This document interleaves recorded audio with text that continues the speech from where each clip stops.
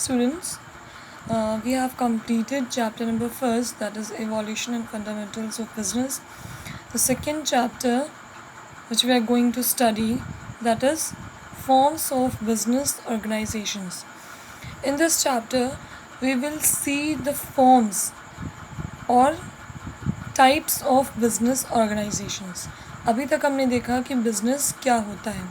अब बिज़नेस किस किस तरीके का हो सकता है, किस किस टाइप का हो सकता है, किस में सिंगल ओनर होंगे, किस में डिफरेंट ओनर्स होंगे, उनके अपने अपने क्या राइट्स होंगे, किस तरह के वो रिस्क बियर करेंगे, किस टाइप का बिज़नेस है तो उसमें कितने रिस्क इन्वॉल्व होंगे, कम होगा या ज़्यादा होगा. तो in this we will see the types of business organizations, their responsibilities, their rights, all these. So there are different types of business organizations. In this types of business organizations, first we have sole proprietorship. Sole proprietorship is made up of two words, sole and proprietor. Sole means single, individual. Proprietor means owner. तो sole means single and proprietor means owner, or we can say sole trader. तो sole means single, यहाँ single person होगा. Proprietor means owner. It means कि soul owner या single owner, यहाँ जो business होगा उस बिज़नेस का जो ओनर होगा वो सिंगल होगा, इसीलिए हम इसको सोल ट्रेडर भी कहते हैं.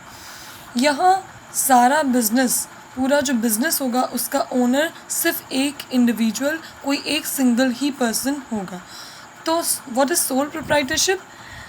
It refers to a form of business organisation which is owned, managed and controlled by an individual or controlled by one individual who is in charge of all profits and bear of all risk. It means कि यहाँ जो business होगा वो उसका एक single owner होगा, एक ही owner होगा, एक ही ट्रेडर होगा जो उस पूरे बिज़नेस को अकेला कंट्रोल करेगा, मैनेज करेगा और उस ओन ही करेगा. मतलब जो कैपिटल लगेगी वो इसी ओनर की लगेगी, पूरे बिज़नेस को सेटअप जो करेगा वो यही सिंगल इंडिविजुअल करेगा, कंट्रोल पूरा सिंगल ओनर करेगा, मैनेजमेंट भी यही सिंगल ओनर करेगा, और यही ओनर है जो पूरे बिज़नेस का जो भी प्रॉफिट होगा यही अर्न करेगा, और रिस्क होने पर भी यही सिर्फ अकेला रिस्क बियर करेगा. तो सोल प्रोप्राइटरशिप में जो भी बिज़नेस होता है उसके सारे प्रॉफिट्स, सारे रिस्क कौन बियर करता है? Single owner. यही अकेला कंट्रोल, मैनेज और ओन्ड करता है पूरे बिज़नेस को. For example you can write general store. आपने देखा होगा जनरल स्टोर में एक इंडिविजुअल पर्सन होता है, छोटी सी उसकी शॉप होती है, बहुत बड़ा साइज़ नहीं होता बिज़नेस का, और वो खुद अकेले ही बेचता भी है, जो प्रॉफिट होता है वही अर्न करता है, रिस्क होने पर वही बियर करेगा. तो you can write general store और shopkeeper. So let's see next features of sole proprietorship. So let's see features of sole proprietorship. In this first we have formation and closure. It means कि sole proprietorship का जो business का size होता है वो बहुत small होता है. यहाँ बिज़नेस का साइज़ बहुत स्मॉल होगा, और जहाँ भी बिज़नेस का साइज़ स्मॉल हो वहाँ आसानी से वो बिज़नेस फॉर्म हो सकता है. तो सोल प्रोप्राइटर भी कुछ ऐसे ही टाइप का है. इसमें आसानी से बिज़नेस सेटअप हो जाता है, आसानी से फॉर्म हो जाता है, बहुत ज़्यादा as compare to other business organisation. इसमें बहुत ज़्यादा लीगल फॉर्मेलिटीज़ या पेपर वर्क नहीं होते हैं. इस सोल प्रोप्राइटरशिप के लिए अलग से कोई लॉ भी नहीं बनाया गया. जैसे कंपनीज़ को सेटअप करने के लिए कंपनीज़ एक्ट बनाया गया है, वैसे इसके लिए कोई अलग सा लॉ नहीं बना है. इसमें पेपर वर्क भी कम होते हैं, लीगल फॉर्मेलिटीज़ भी कम होती हैं, इसलिए ये बिज़नेस आसानी से फॉर्म किया जा सकता है. और क्लोजर की बात करें अगर हम, तो जब भी अगर शॉपकीपर को या सिंगल ओनर जो है इंडिविजुअल उसको जब भी लगे कि रिस्क बहुत ज़्यादा हो रहा है या लॉस बहुत ज़्यादा हो गया है, अब हम आगे अपना जो बिज़नेस है उसको रन नहीं कर पाएंगे, तो आसानी से क्लोज़ भी कर सकता है। इसके लिए उसको बहुत ज़्यादा किसी लॉयर की या किसी ऐसे एक्ट की ज़रूरत नहीं है कि उनसे वो परमिशन लगे। तो आसानी से ये बिज़नेस स्मॉल साइज़ का होता है, तो इस वजह से आसानी से फॉर्म भी हो सकता है, ओपन भी हो सकता है, सेटअप भी हो सकता है और आसानी से क्लोज़ भी हो सकता है। ये डिपेंड करता है सिंगल ओनर पे। जब भी उसे लगे कि बहुत हैवी लॉस हो रहा है, तो वो बिना किसी परमिशन के आसानी से क्लोज़ कर सकता है। Next point we have liability.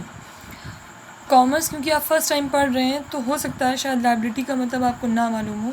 Liability means the risk और द लॉस बियर, मतलब फ्यूचर में आने वाले रिस्क या लॉस अगर होगा तो उसे बियर कौन करेगा, वो चीज़ होती है लायबिलिटी।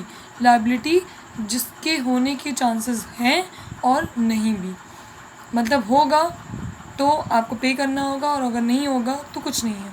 तो यहाँ पर लायबिलिटी क्या होगी? लायबिलिटी सिंगल ओनर की अनलिमिटेड होती है। क्यों?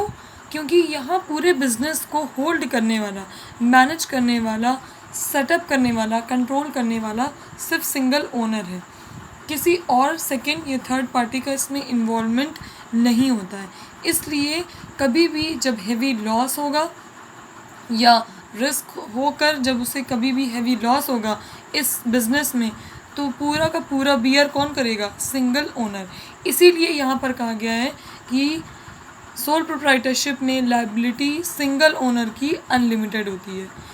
देखिए, ये वर्ड आपके लिए न्यू है, इस वजह से इसको थोड़ा सा ध्यान से समझिए। अनलिमिटेड हम यहाँ क्यों कह रहे हैं?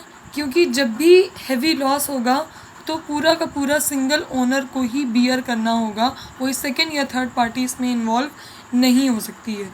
भले ही से उस हैवी लॉस को बियर करने के लिए, पे करने के लिए उसको अपनी पर्सनल प्रॉपर्टी भी बेचना पड़े तो वो करेगा। उस केस में हम ये वर्ड यूज़ करते हैं अनलिमिटेड लायबिलिटी। तो अनलिमिटेड लायबिलिटी का मतलब होता है कि जब भी हैवी लॉस हो तो वो अपनी पर्सनल प्रॉपर्टी भी यूज़ कर सकता है, उसको बेचकर उसके जो भी लॉसेस हुए हैं उनको पे करने के लिए। तो यहाँ लायबिलिटी कैसी होती है सोल प्रोप्राइटरशिप में? अनलिमिटेड। क्यों? क्योंकि पूरा बिजनेस होल्ड कौन कर रहा है? Single owner. तो जाहिर है हैवी लॉस होने पर पूरा का पूरा पे कौन करेगा? Single owner. One thing more कि ये जो पॉइंट्स हम लिख रहे हैं बहुत शॉर्ट में हमने लिखा। फॉर्मेशन एंड क्लोजर में easy form and dissolve, liability में हमने लिख दिया अनलिमिटेड। ये हमने सिर्फ आपके अंडरस्टैंडिंग के लिए लिखा है। नोट्स जब आप बनाएंगे तो हम इसकी आपको पिक भी दे देंगे, या जो भी आपके पास बुक है उसमें एटलीस्ट एक एक पॉइंट को आप 2 to 3 लाइन्स ज़रूर एक्सप्लेन करिएगा, ऐसे शॉर्ट में एक्सप्लेन मत करिएगा। Next third point we have sole risk bearer and profit recipient. जैसे कि पॉइंट देख कर आप समझ गए होंगे सोल रिस्क बियरर, क्योंकि पूरे बिजनेस को